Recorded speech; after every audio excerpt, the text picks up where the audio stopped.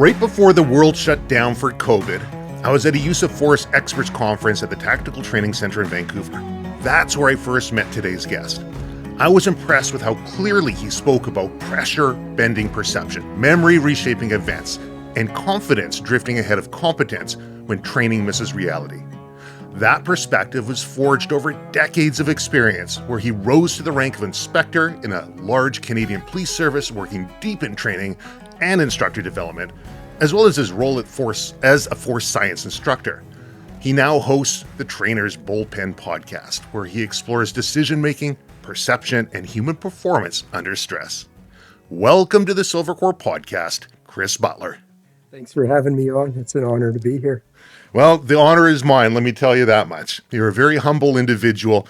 I really enjoyed listening to you talk. Now, when I was going back, I think we were in the very last class that the Tactical Training Center was putting on right before everything shut down. And they kind of pressed it a little bit further so we could finish that class, and then bang, world shutdown, wasn't it? I believe that's exactly accurate. As I recall, it was hours, and it may have actually even been while I was still at the airport in Vancouver preparing to fly back to Calgary that everything was just collapsing, minute by minute at that time, as you can recall. That was occurring. So yeah, that was an interesting time, wasn't it? It sure was. And, a lot's happened since then. So you're now retired. You've now got the Trainer's Bullpen, which is a successful podcast where you talk to people all over the world about training and the experience and expertise that you've acquired over many, many years. I think it was 20 years as a use of force expert behind your belt. Is that correct? Yeah, well, that's close. I mean, I think I'm going on to 25 years of doing expert witness work now, and I appreciate the comments about being an expert, but somebody once told me that, what an expert is it's a drip under pressure, expert. But I started I started the Trainer's Bullpen because what I realized, so my passion is in training law enforcement, military, security. And what I realized is that the more that I started to really dive into the research around human performance and the best pedagogical or learning approaches for designing and delivering training to make our people perform well, like you said, in those very high consequence, rapidly unfolding type of ambiguous incidents, I realized that I knew very little about actually how to do that. And when I started to explore other industries, so to go interdisciplinary into military aviation, aerospace, combat medicine, all of these other domains that for years and years and years have put a lot of research into how people actually learn and how to create great learning environments for superior retention and transfer of skill.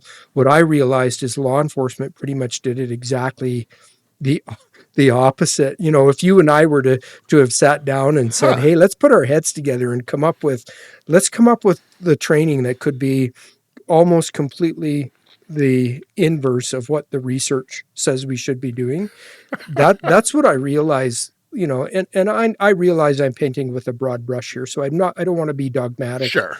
About this. And there are pockets of trainers that are doing phenomenal work who are all over the research and have reformed their training, and it's just wonderful. But we still have a ton of work to reform our pedagogy in law enforcement. It's sort of, I often refer to it as the occupation that research forgot. Well, how were people training, and how do you see training in the future being more successful? Well, maybe if I could back up a bit and just talk about before I came into law enforcement. So I was a search and rescue technician in the Rocky Mountains as a park ranger. And so I actually got hired as a park ranger because I was a fairly competent mountaineer and technical rock climber. And it was just at the time when here in Alberta and Kananaskis country, they were standing up their own search and rescue capability. Up until that time, the government of Alberta had to rely upon federal parks, on park wardens to come in and do all of our technical rescues. And the government decided Mm. that that was enough of that. They wanted to have their own capacity. So I just was in the right place at the right time. I'm probably one of the very few individuals who ever got hired with meaningful employment because you were a rock climber. But what I realized, so going back to your point about training, is the 6 years that I was in search and rescue, and I eventually got put in charge of actually teaching other SARTECs search and rescue skills, technical search and rescue skills. And when I got asked to do that, I thought, well, yeah, I'm an expert at this. Like, how hard can this be? Like, I was very confident in my own ability, that I was very on top of my game personally. And so I thought, sure, how hard can that be? And in hindsight, I realized the ignorance of that statement, because what the reality is you can have somebody who's exceptionally personally competent at a skill, and that has nothing to do with your ability to actually create meaningful, deep learning environments for other people Hmm. to learn well in. And so, but at the time, I didn't realize that disparity. And in my foolishness, almost got several search and rescue people killed because of human error with a rotary wing aircraft on a technical rescue, where errors were made, and those were errors that were, we don't rise to the occasion; we fall to the level of our training. And so Hmm. that was a wake up moment for me, Travis. It really caused me to. It was a painful wake up moment. Fortunately, we didn't lose anybody, but it caused me to really begin to dig into the research that was out there around human performance, around learning, and I started to shape the training for our SARTECs in a radically different way. And I did that for the last 4 years of my being a SARTEC. And then when I came, so I left in that, and I joined the Calgary Police Service. And when I came to Calgary, I thought there must be something seriously wrong either with me or with this training, because in the Mm. academy at the time, it was all very heavily scripted, technique based. So you would stand on a mat shoulder to shoulder with other officers, and you'd take a training baton and you'd hit a training bag, and you'd practice takedowns with, all very technique based, with no real context to it, no meaningful resistance. And the whole training was Mm. was really like that. And I thought, this is the bizarrest thing I've ever experienced. And then when I went through the academy, and at the same time, I was also taking martial arts.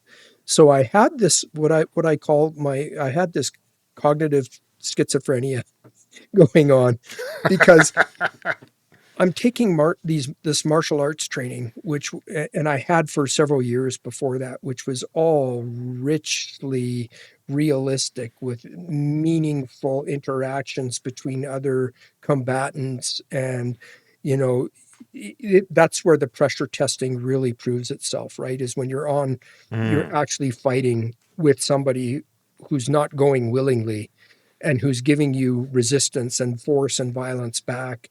Um, and then, so I had that all going on. And then I'm in the academy getting this really ridiculous, rote, mechanical, linear, technique based type of instruction. And I just realized this is terribly wrong, terribly wrong. Mm. And of course, the research bears that out 100%. Is, if you want people to perform well, if you want retention and transfer of good performance, good skill in the real world, which is in policing, for example, like law enforcement, is what's called a nonlinear environment. It's a nonlinear performance environment, which simply means it's ambiguous, it's unpredictable, it's not scripted, it requires constant perception, attention, decision making, adaptability. That's a nonlinear environment. And if you want good Mm. performance in that type of environment, your training needs to be replicate that all the way through. It needs to be a nonlinear training environment. So that's a long way of saying, you talked about the trainer's bullpen. That's the origin of that, is because I realized that what's happening is all of this amazing research is being done around the world into all different types of domains, but also including law enforcement. But it seems that the implications of that research were not getting driven down into the field at the academy level, at the agency level, where trainers could understand the implications of the training and then actually apply it. And so that's how the trainer's bullpen started. I was hoping that this would be a forum for being able to have those discussions where I could interview, honestly, some of the world's best high performance, human performance coaches, researchers, people who have, they're academics who do this for a living and actually research this and publish textbooks and peer-reviewed journals and all that. And I've just had some of the most incredible conversations with these people, and also met some amazing friends along the way, which is awesome. Well, I got to imagine from like a government institution standpoint, which is generally highly concerned about liability and public perception, they'd like to have something that's paint by numbers, step by step, which tends to lead towards a linear approach.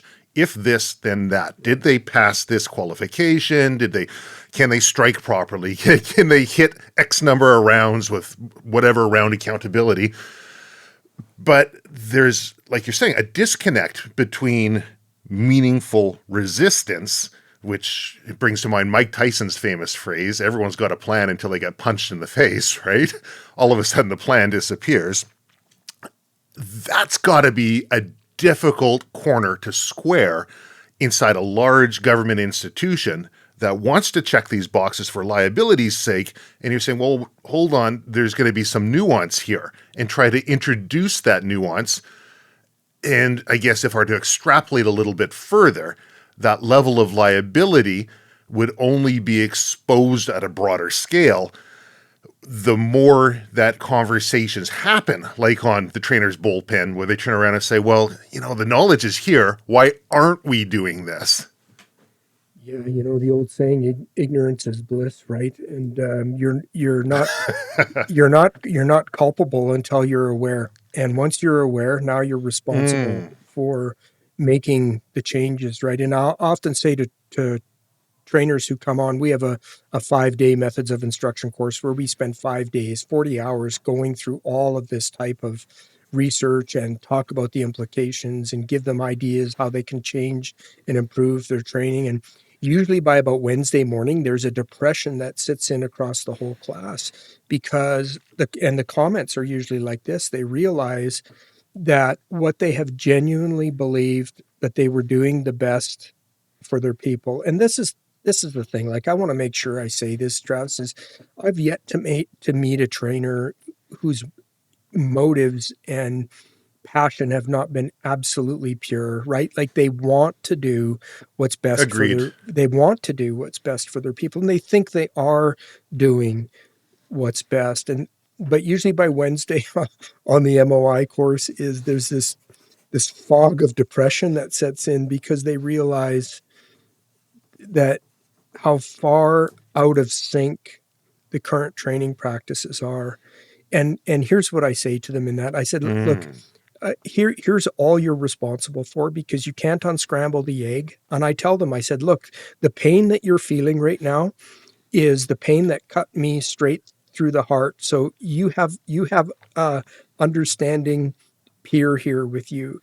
But here's the reality. What you're accountable for is what you do with what you know. So once you know better, do better, right? And that's all I'm asking you to do. And I don't know if you're familiar with Covey's work, but Covey, in one of his books, he talks about a sphere of influence versus a sphere of concern.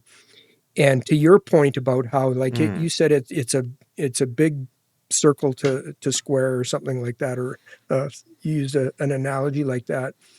And Covey would say this. He'd say, because here's the human nature thing that we often fall prey to is when we see the enormity of the change that needs to be made in order, if we really want to square all of our training to the research, we have to flip academy models. We have to change in the United States. They would have to change post training standards. In Canada, we would have to change provincial training standards. Like it's an enormous heavy lift to do it. And I'm not saying it's not worthwhile. It is worthwhile.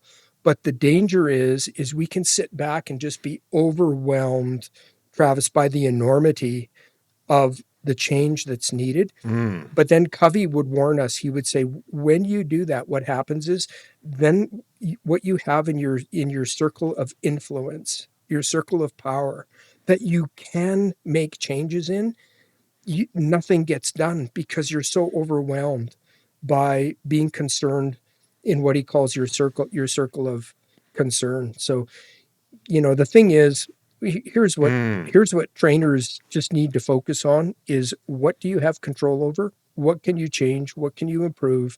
And tomorrow morning when you're on the range or you're on the mats or whatever it is that you're teaching, you can make these changes. There's a whole variety of improvements that you can do in your training that will make your learning for your people so much deeper and richer and meaningful without changing the big structure within which you work.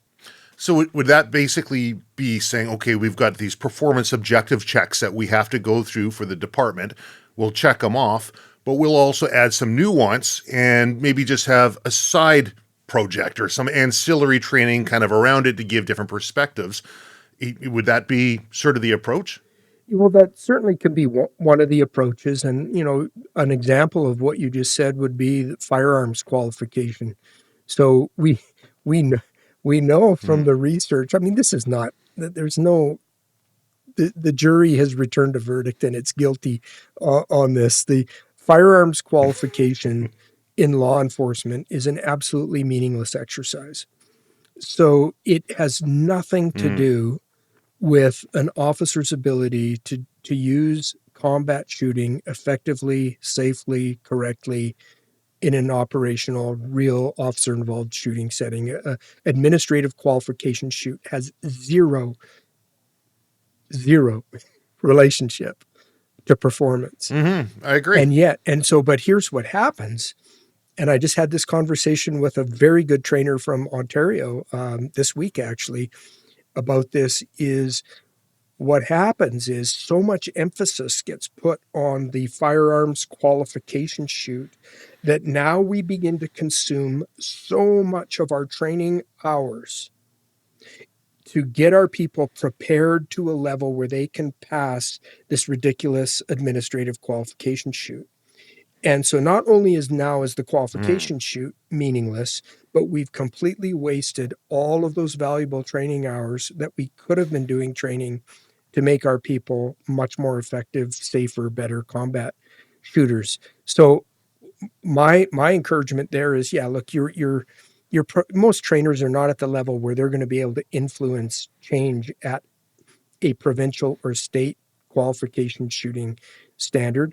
But let's at least recognize a couple things. One is it's a pointless exercise, but it needs to be done for administrative Mm. purposes.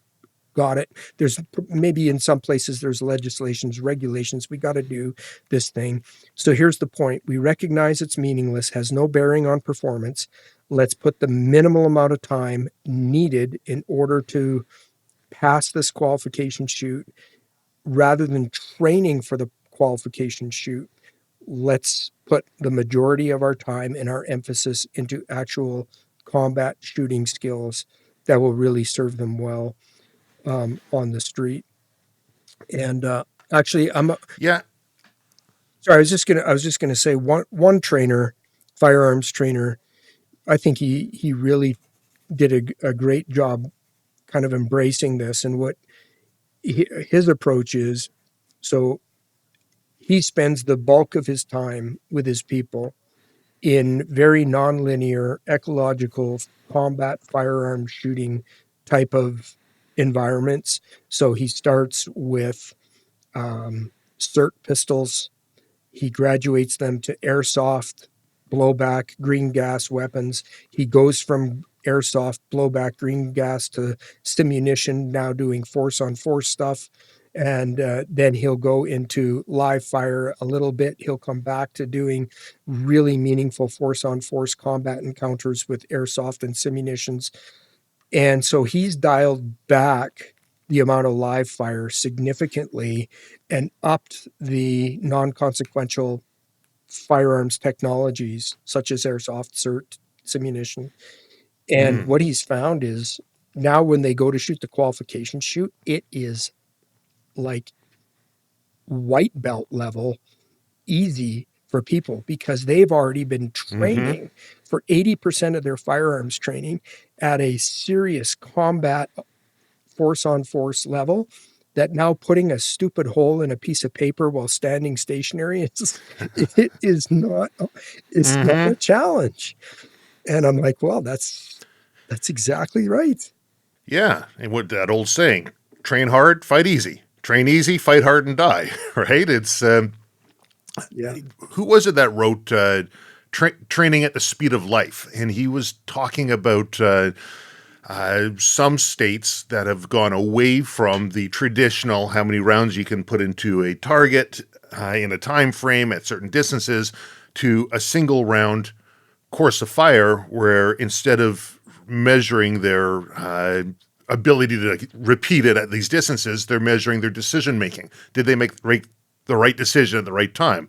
Which I think, especially in Canada's model that we've kind of adopted and shared across federally, might introduce a lot of subjectivity into something that would be otherwise arguably objective. There's a lot of subjective Mm. pass or fails, which could make the lawyers a little bit twitchy and the people signing off on it.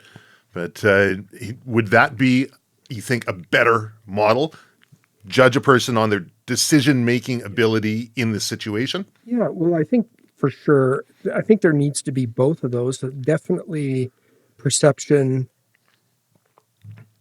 decision making, performance, accuracy is, all of those are certainly important. I mean, in the current qualification shoots in that most agencies, states, provinces perform, there's minimal to no decision making. It's just when the target turns from the holster, fire three Right. round. You know, it's that kind of nonsense.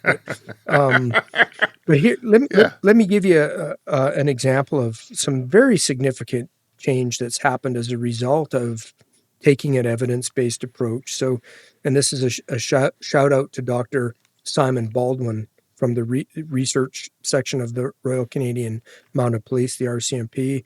What Dr. Baldwin and his colleagues did is they did an analysis of officer-involved shootings for the RCMP. I think it was just over a 10-year study of all officer-involved shootings. They looked at distances, they looked at lighting, they looked at number of rounds fired, they looked at timing, all of these very important variables, and taking that evidence from 10 years of analysis of what does these shootings, what do they actually look like in the field? What's the distances? What's the Mm. speed? What's the number of shots? What's all of that stuff? And then they changed the AFQ, the annual firearms qualification for the RCMP. They went away from a whole bunch of ridiculous type of shooting on the range in their AFQ, which they had done for years and years and years, and Mm-hmm. changed it to a 6 round qualification shoot, close distances, including movement, the use of cover, all that type of stuff. So still a lot of improvement that could be made, but what a great shift in the right direction for sure. No kidding. And for a large federal police force to start making that movement, like that's a big wheel to turn. And if they're making those steps, others are going to follow. Yeah, right. And I'm encouraged to see that they're leading the way. I think in that right now, and like I said, there's still a lot of improvements that can be made, but that's really the approach to take, right? I mean, when it comes to not just firearms shooting, but even all of your combatives, your less lethal weapons, all of that type of stuff is where do we start? researchers tell us, so if we're looking at designing, and this applies to any learning environment, okay? So let's say you have to take a group of individuals and train them for performance in some type of a performance environment.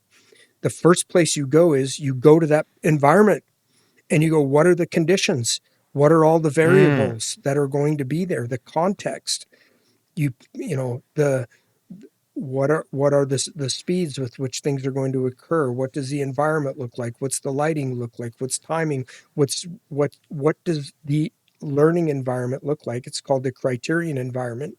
You go to the criterion environment, that performance domain, you pull out the critical variables, and that's your start where you now have something to start to build training. And that's the approach that we all need to take, is a very evidence-based approach to learning like that. So the Silvercore podcast has a high law enforcement and military listenership, and I'm sure the Trainer's Bullpen even higher listenership, just based on the subject matter that's being talked about. But there's also a very large civilian contingent that listens to the podcast, and there's going to be people who are training the high school basketball team. There's going to be people who are training in different areas of life that don't have the same consequences that law enforcement training is going to have. It's, did we win the game or did we lose the game? Yeah. But that said, I would think there's a lot of parallels just in a training model that they could use to help their team succeed, help their team excel. Would you be able to identify any parallels or things that trainers could look at that could take it from the rote traditional training style to something that's going to actually work with what we know of how the human brain learns? Right on. No, I love it. Thank you. You're exactly right. There is no corner or monopoly on of all of the stuff that we include, like, for example, in our methods of instruction course on, this isn't a law enforcement specific. We have robbed and pillaged from all of these other domains, including high level performance, like sporting domains, that are where there's ambiguity, rapidly unfolding, decision-making, attention, vision, orientation, adaptability. Like, we could be talking about rugby. We could be talking about football, soccer, tennis.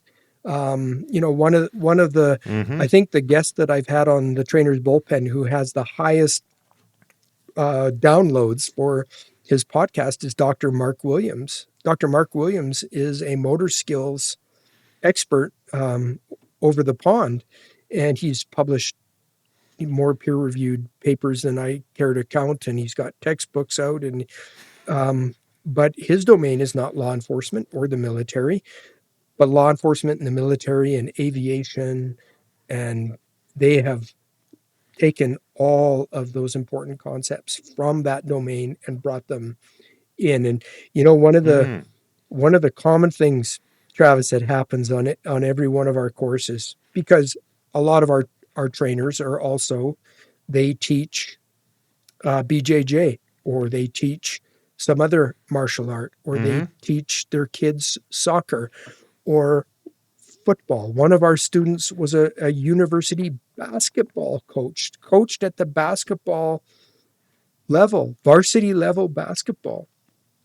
And he realized, as he's going through this course, there's like two parallel things going on in his brain. One is, as a law enforcement trainer, how all of this stuff applies. But then parallel to that was like, he was like, oh my gosh. And these trainers that are coaches also on the side are going, all this stuff applies here, here, and here, and here in how I coach my kids. And so there's this wonderful synergy between the two that are connected all the way through. So you're right. It's just, this is how people learn. This is how people learn. What are some of the things that surprise people that come on the 5-day MOI course that traditionally they've looked at as this is the way things are done, and that they can take away applicable to their own life? Yeah, so there's lots of surprises. I can give you a few of them. I think the first one is um, the frequency with which we mistake performance with learning. And what I mean by that is, so in motor skills acquisition, there's something that's called um, um, the illusion of learning or performance improvements, and that is the improvements that you see during a training event. So let's say we're teaching somebody, a group of people at the beginning of the day, and they're really poor at the beginning of the day, but as we go on throughout the day, you see them get better and better and better and better. And we think, wow, look at the learning that's taking place, right? Well, look at the learning that's taking place. No, that's called a performance improvement. And it has nothing to do perhaps with whether actual learning is taking place. And so that this is the big shock initially for trainers, because here's the problem with this is if we confuse performance improvements with actual learning, and by the way, learning is only measured after the training event, so that you have what's called a retention period. So I would say I'm doing some training with you and we end the day, then we would have a retention period of maybe several days or maybe a week or maybe a month. And then I would bring you back, Travis, and I put you in exactly the same context and say, okay, there you go. Let's see how you do. Now, what I'm measuring is your retention for that skill. So that's one criteria for measuring whether learning is taking place. Is it retained long term after the training event? The second measurement is what's called transfer. And transfer means, and this is super important for nonlinear performance domains like law enforcement. Transfer means now I bring you back after a day, a week, or a month. I bring you back, but the conditions are not exactly the same that they were when you performed it. I've added some variables to it. I've changed some things. Maybe I've lowered lighting, changed distances, changed whatever. So I've changed the context. Is your brain now able to still retain the correct? So read what's happening, be able to retain and recall the correct problem solving for this, and then modify it as needed in order to still be successful. And that's called transfer. Transfer is the ability to not only recall information, but to recall it and then change it on the fly. Change it on the fly in order to accomplish your objective. So this is the biggest shock for trainers, because if you confuse performance improvements with actual learning, then what happens is all of your training design, your whole pedagogy, is then um, performed in such a way that your emphasis is on getting performance improvements. If your emphasis is Right. on actual learning for retention and transfer, it's going to drive the way that you design and deliver training in a radically different way, because you don't care. You're not measuring performance improvements during the training.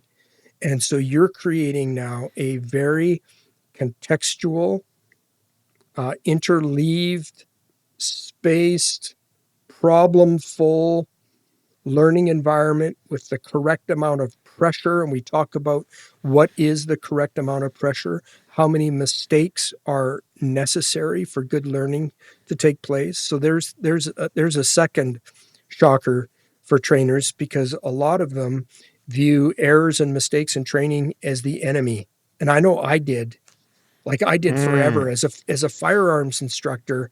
I can't tell you the amount of hours that I spent on the range thinking, if I could just get this beautiful draw stroke in, like just get the biomechanics, the fundamentals of this draw stroke, and we'll do 100 or 1,000 of these draw strokes on the range. And I was of the thinking that if I could just get that performance to that level with perfect performance on the fundamentals, that's what would come out in the real world. And of course, we know from that's exactly wrong. That's totally wrong. But so when we understand that adding pressure, allowing struggle, allowing your people to problem solve on their own, not spoon feeding them solutions, let them find their own way to being solving problems. And then as an instructor or coach, my feedback is not what's called directive extrinsic feedback. I don't tell people what they're doing wrong. I don't tell them what they need to do to correct it. You need to take what's called a Socratic approach, which is just getting your people to recognize on their own what is the problem that's facing them? Why are they struggling to be successful? And then third, what do they need to change in order to accomplish the outcome that they want? And then once they do that, they own it. They own the solution themselves. It hasn't been spoon fed to them. You haven't handed it to them on a silver platter. You've allowed them to struggle. You've allowed them to make mistakes, and you've carefully and slowly provided the type of Socratic feedback that's needed for them to solve their own problems. So it there's two radically different trajectories in motor skills training. So if you take the performance-based approach, your training is very linear, it's static, it's non-contextual, and mistakes are viewed as enemies. We don't want them in training. But if your focus is on learning and retention, it's exactly the opposite. Your learning environment includes pressure early on, contextual realism right out of the gate. We don't focus on fundamentals. We allow errors and struggle and problem solving, and that creates a very powerful learning environment that optimizes retention and transfer. So that brings to mind, who was it? U.S. general or colonel says, don't tell somebody how to do something. Tell them what you want to see accomplished and let them surprise you with the results. But in that same breath, that's got to be really difficult to do at a departmental level with hundreds of people coming through all the time. Is that just a fact of life? It's going to take more time and require more one-on-one training to be able to have that Socratic approach? Because I got to imagine at large scale, that's got to be a tough thing to do. Yeah, no, the interesting thing about it is it doesn't take any more time at all, and there's been research that's been done on that. So it is a great question. Thank you for asking that. But there's been research that has compared a very linear block type of training approach, which is the standard what we typically see in many law enforcement academies, is non-contextual, high focus on techniques, block approach to training, and compared it to training that is interleaved, that's space, that includes Socratic type of, there's another term for it. I refer to it as Socratic feedback. Dr. Joan Vickers calls it decision training. And that's a good term for it too, because it implies in there that what we are actually creating is people who know how to make decisions. Wow, that might be important for cops, right? The ability to make decisions, not just do a thing, Yeah. but to know when to do it, why to do it, and how to change it, and when to stop. And it's decision training that's important. And so the research has compared apples to apples on this as far as time goes, and has found without changing any of the time, the retention and transfer on the nonlinear type of approach to training is like it's vastly superior. Unlike when they measure the retention and transfer on all of these studies, it's just alarming to see how much better the performance is on people who have gone through a very nonlinear type of learning environment.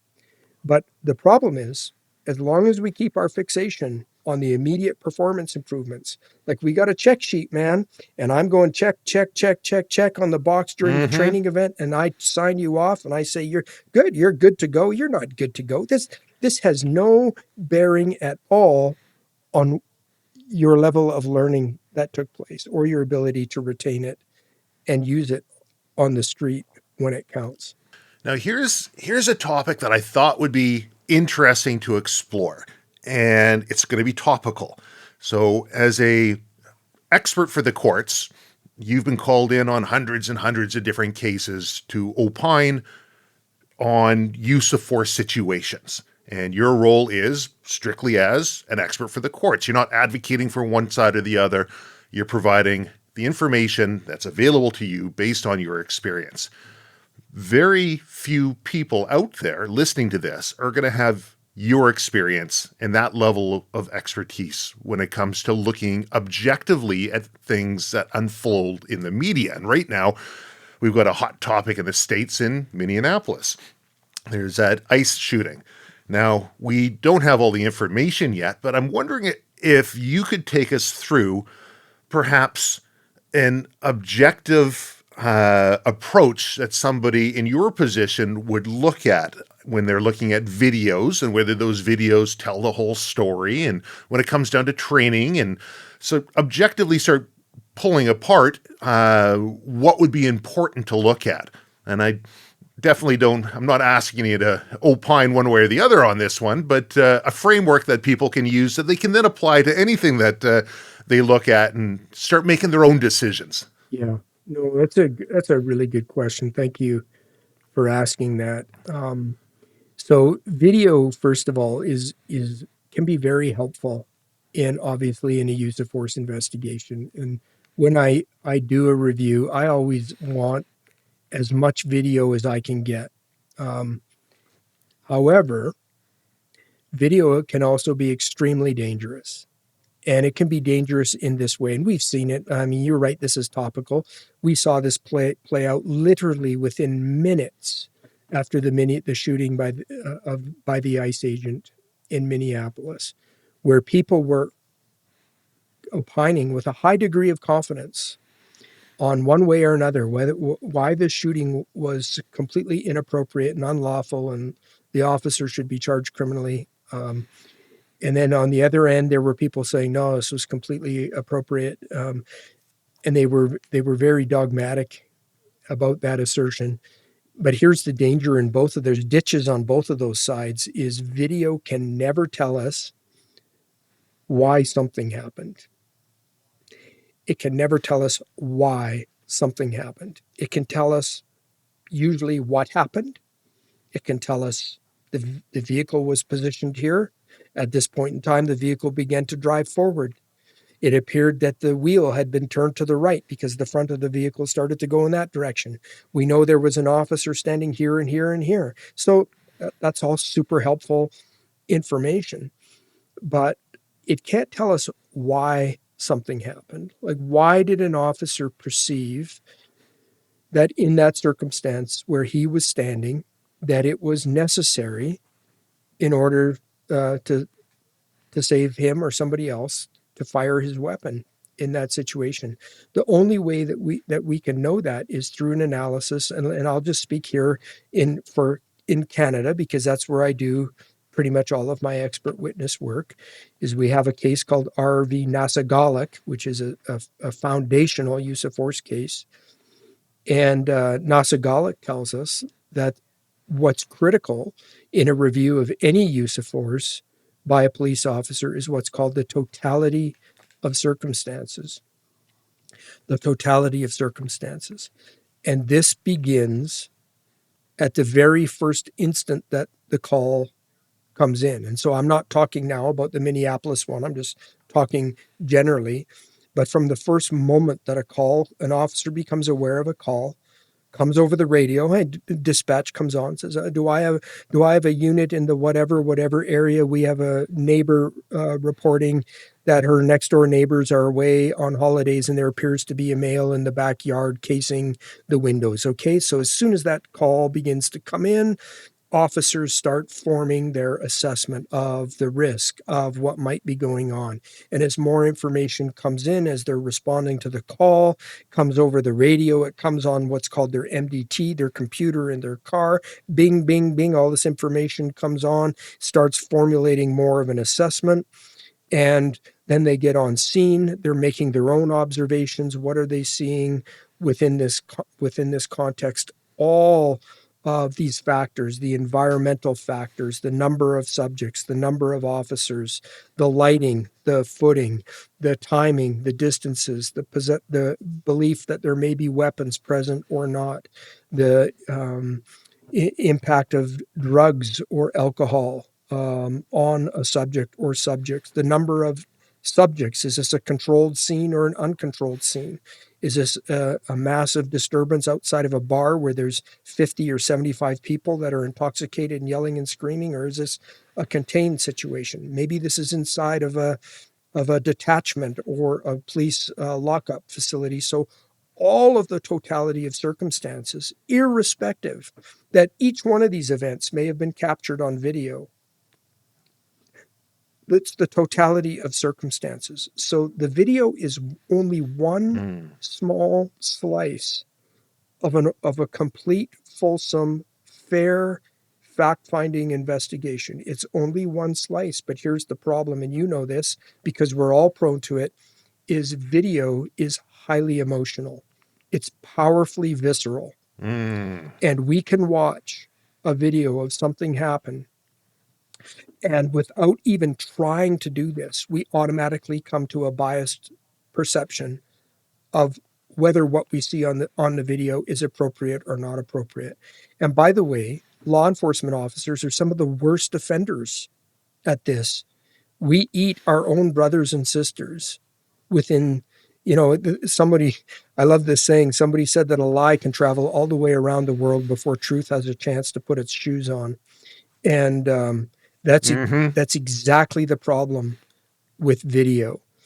And so, from a leadership perspective, a law enforcement leadership perspective, how you stand in front of the public, in front of a media scrum, after a significant event, perhaps even that looked controversial on video, how you talk to the public is incredibly important, because there's going to be a lot of emotion in everybody who's watched that video, and they've come to decisions, and they need to feel that the agency is honest, transparent, but also doing a thorough investigation. So you almost need to bring the temperature down in the room, if you know what I'm saying, when you're talking about these events. Sure. Let's just turn. Okay, we need more light and less heat here, right? And the only way we're going to get more light on this is by taking the time, being patient, and allow the investigation to mature and tell us exactly what happened and why it happened. But yeah, the video can be very misleading. And in fact, here's another thing: video can be wrong. Video can be wrong. Talk about that. Oh, well, it's a simple concept. I mean, video is nothing but an artificial technological recreation of an event. And it may be no more or less accurate than an officer or witness's memories of what actually occurred. So, and there's multiple technical reasons for this in video. Frame rate, things may have been missed between actual frames.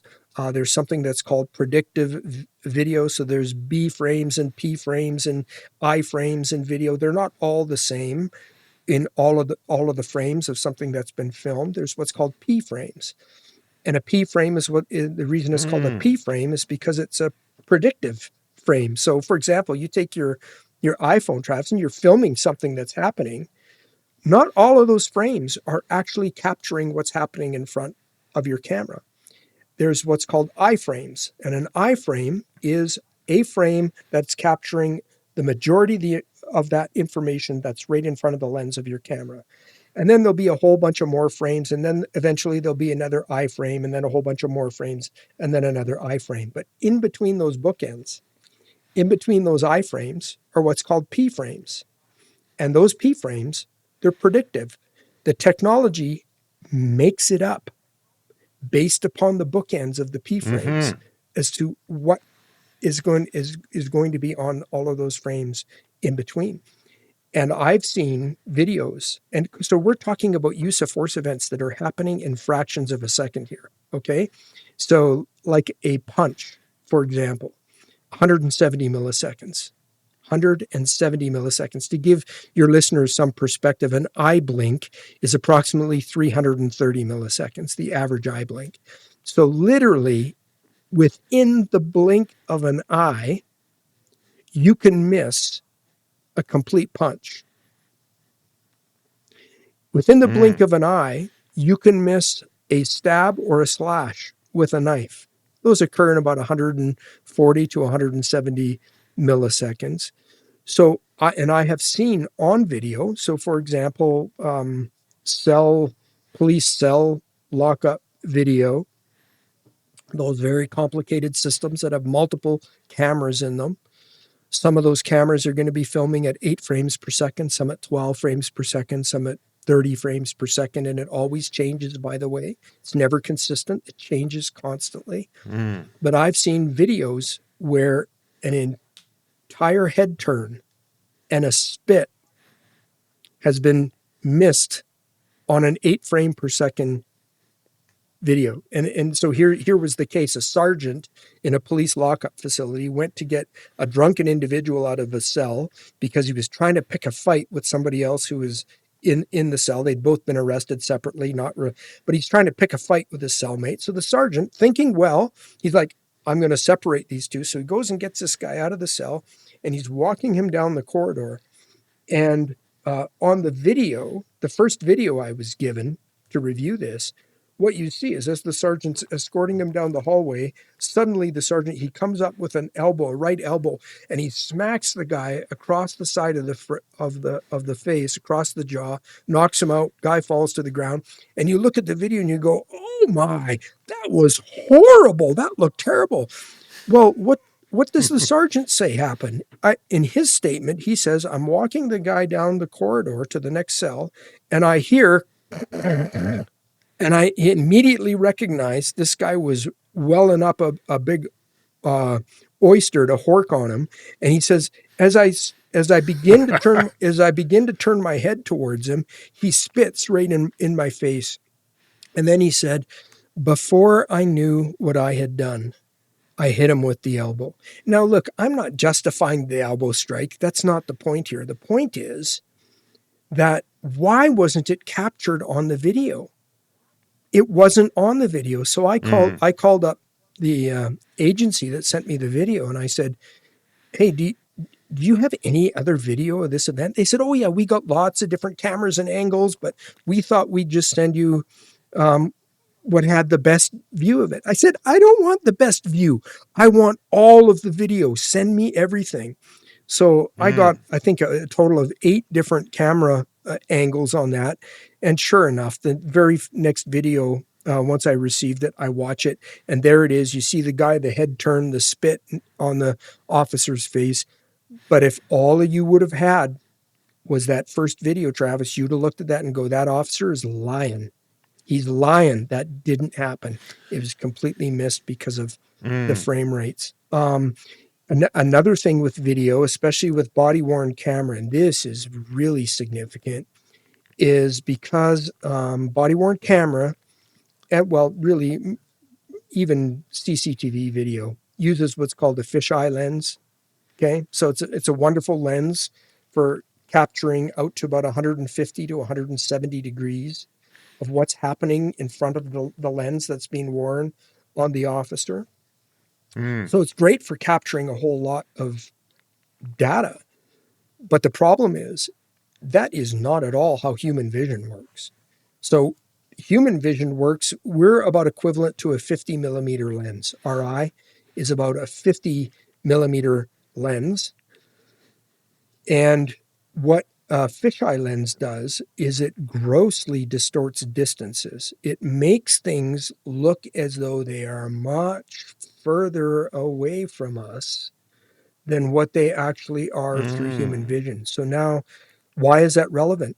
Well, let's say you have an individual who's got a bat or a knife in their hand, and they're coming towards an officer, walking towards an officer, and he's challenging the individual.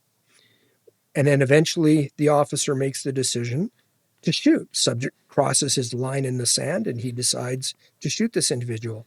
So when we watch the body-worn video of that now, what it will look like on a fisheye lens is that the subject was about twice as far away as what he actually was.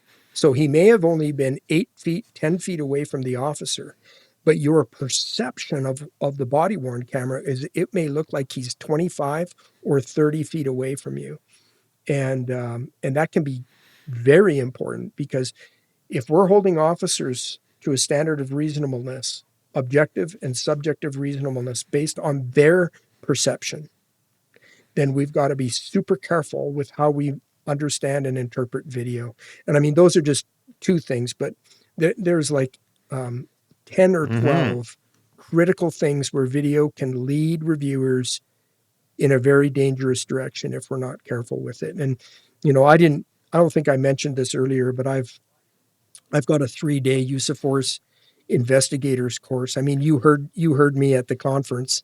But I do have Mm-hmm. I have a 3-day course where I go through all of the Canadian law on analyzing use of force. We go through all of the human factors, implications of it. We have an extensive section on video, going through everything that we just spoke about here, how to properly use video, how to seize it correctly, how to analyze it correctly, understand it, interpret it.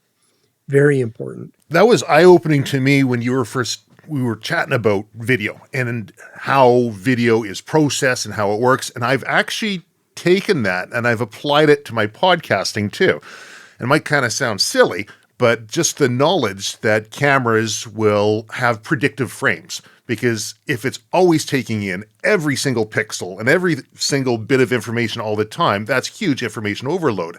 And when I'm having a podcast with somebody and they've got poor bandwidth and they're a hand talker and they're moving around, that's a lot more information that's being transmitted because it's continually having to refresh and not predict, let's say, like your background there, the trainer's bullpen. And something that I found that's helpful is I'll use that knowledge of these predictive frame rates. I say, you know what? We've got a really poor connection. I can either turn off the video and then we can just do audio, or if you're able to stop moving so much, it's going to be less data transmission because it's going to predict those frame rates. So that was an interesting little thing Yeah. that you probably wasn't your point of your whole thing when you're talking about it, but I've been able to apply it in what I do. Yeah, no, I've never heard that applied in that way before, but I mean, that's brilliant. You're exactly right. And I mean, most professional photographers, like when they buy their high-end equipment, they will go into the settings and they'll set all of their settings to only record iframes. Um, and Mm. that gives, of course, the richest, most accurate, vivid detail of what's actually happening. But the data storage, the data use on that is massive. It's massive. But our iPhones and smartphones and things like that, they don't record that way. Well, so you touched on something, and that was the emotion. The emotion that's involved. You watch a video and you have a visceral response, one way or the other. I mean, people don't want to see something that's not just, that's not right, that's violent in nature. It's pretty natural. How often do you find the emotional aspect heavily influencing the, let's say, the legal outcome? Like I look at like the Floyd example, the George Floyd in the States, or was it Robert Zakansky here in Canada, and the amount of media attention that surrounds it and the emotion that surrounds it. How subject are our courts to being influenced by that emotion or politics? Yeah. So, I think the courts are less prone to be influenced heavily by video in my experience. And the reason for that is because by the time something actually gets into the court, we're now a year and a half to 2 years, 3 years post event. So there's no emotion to it anymore. And I think, my experience has been the judiciary, for the most part, is very alive to the fact that video does not tell the story. And there's actually case law on that. There's like 5 or 6 really instructive case law in Canada now, that helps guide judges and juries into using video correctly, like not, for example, not doing a frame by frame analysis, not because what happens is that's obviously not how we experience the world, right? And so you can't be slowing something down, something that happened in 3 seconds or 5 seconds or whatever, and going and on this frame here, you can see clearly that the individual was doing this and this person, like, no, and there's still Crown prosecutors who try to do that despite case law that says not to. But here's where I see video being the biggest, I think, stumbling block on an emotion side, and that's the leadership in police agencies. I've had cases, and I have one recently here in Alberta, where an officer's leadership, they wanted this guy fired within like less than 24 hours after this incident got uploaded to social media. Of course, that's what happens, right? And take a clip out of context, and you don't even know if the clip's been modified. I mean, in today's age of AI, you don't even know if that actually happened. And so here it is uploaded to social media, and you've got white shirts who are wanting this cop fired within less than 24 hours. And this is where I see the biggest failure is in strong leadership, to understand, what is the fallibility of video? It doesn't tell us what actually happened. It may be largely an error. It may be completely false. But the reality is that the public are going to be emotionally invested in this video. So we recognize that. You got to stand in front of the public and say to them, and look, I hope, like this is, I hope we never reach a day in a society where we cease to be horrified by seeing violence between human beings on video. Like we just become numb to it. I hope we never get to that point. So in a sense, I understand when the public sees a video that looks, you're just trying to make sense of it. It just looks horrible. I understand the emotion and the anger, but stand up in front of your people. Stand as a leader, stand in front of your people. You're at the tip of the spear and say, look, I understand what you've seen on the video. I've seen it myself. And I also have a lot of questions as to what happened and why they happened. And I commit to you that this investigation will be very thorough. It'll be neutral. It'll be fact-finding. And when we know exactly what happened, I'm going to report back to you as soon as we know the results of this investigation. But until that time, I'm not going to speculate on what occurred based on what I see on the video, and, encourage them to just be patient and wait. Just communicate well, like with the public. It's not a hard thing to do, but you got to stand in front of your people and protect them. You got to have some cojones. Yeah. Moral courage. Yeah. Really. And you have to have moral courage. And that's something that isn't always present. That's very well said. Is there anything that we should be talking about that we haven't talked about, or that we should be leaving the listeners with? Because I got so many things here, and I know we have compressed time frame here. There's a bunch of things that we're going to have to come back and touch base on at a later date. But is there anything we should be talking about that we haven't? No, I mean, I don't think so. I think we've had a great conversation around the things that you asked about, and I agree. We could be going on for a day or two talking about all of this stuff, but I appreciate the opportunity just to come on and have this conversation with you. Chris, thank you so much for taking the time to share your perspective. For the listeners, take a look in the description. There's going to be links to where you can find more about Chris. You can find him on social media and his website, and follow his podcast, The Trainer's Bullpen. It's amazing. If you like this, there's a lot more of that there. Thank you, Chris. Thank you. And can I just add on that, on the Trainer's Bullpen, like it's not behind a paywall or anything like that. It's freely available and accessible. Just trainersbullpen.com. Trainersbullpen.com. And we'll have a link in the description as well. It was an absolute pleasure. I appreciate you. Thank you, sir.